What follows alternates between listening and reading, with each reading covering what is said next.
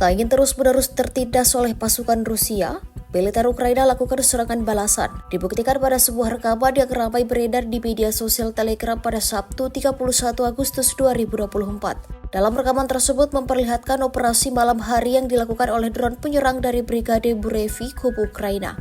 Pengoperasian drone tersebut bertujuan untuk mengganggu waktu istirahat tentara Rusia. Tampak dalam rekaman ada lebih dari 3 benteng pertahanan Rusia yang dibombardir habis-habisan oleh drone Ukraina. Alih-alih lakukan perlawanan, militer Rusia tak punya banyak waktu hanya untuk sekedar menyelamatkan diri. Tempat perlindungan mereka ludes terbakar, seperti yang terlihat dalam rekaman.